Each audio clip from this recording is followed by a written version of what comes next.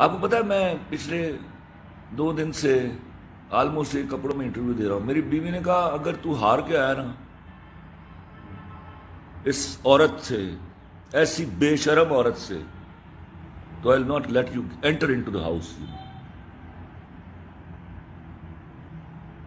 یعنی عورتیں بھی سمجھتی ہیں کہ یہ جو بات کری ہمارے لیے نہیں. پول تو کرائی، آپ کو پتا چلے کیا سمجھتی ہیں اس کو. یہ کون ہے؟ یہ کہاں سے آئی ہوئی ہے؟ یہ دین کو گالی دیتی ہے، یہ پاکستان کو گالی دیتی ہے، یہ فوج کو گالی دیتی ہے. ابھی میں اس کا ایک ٹویٹ ہے بڑا، مجھے کل کسی نے بھیجا پروگرام کے دوران. اس نے ٹویٹ کیا ہوا ہے پاکستان کا مطلب کیا؟ فوجی، گشتی اور ملا.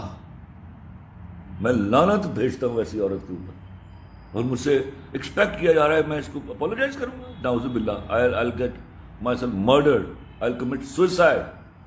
ایسی عورت کو میں اپولوجائز کروں گا، نعوذ باللہ من ذالک.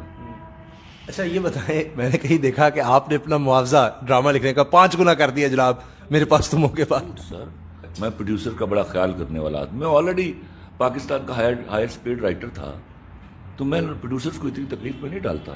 میں جانتا ہوں وہ کتنا کماتے ہیں.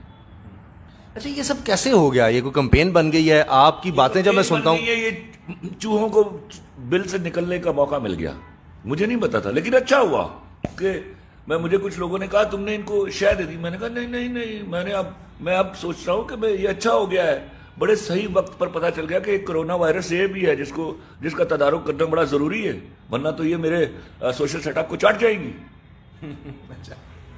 تو آپ کو لگتا ہے کہ اب اس کے بعد یہ جو عورت مارچ ہے اس میں سلوگن نہیں ہوں گے؟ ہائی کورٹ نے فیصلہ دے دیا ہے، اس میں کہا ہے کہ اس طرح کے آپ مر جائے گا. آپ یقین کیجئے، اللہ کا شکر ہے آج میں میدان میں کودا ہوں، کل 4 اور لوگ کودیں گے. کل میری اچھی عورتیں کودیں گی، کیونکہ اصل میں تو ہٹ وہ ہو رہی ہیں.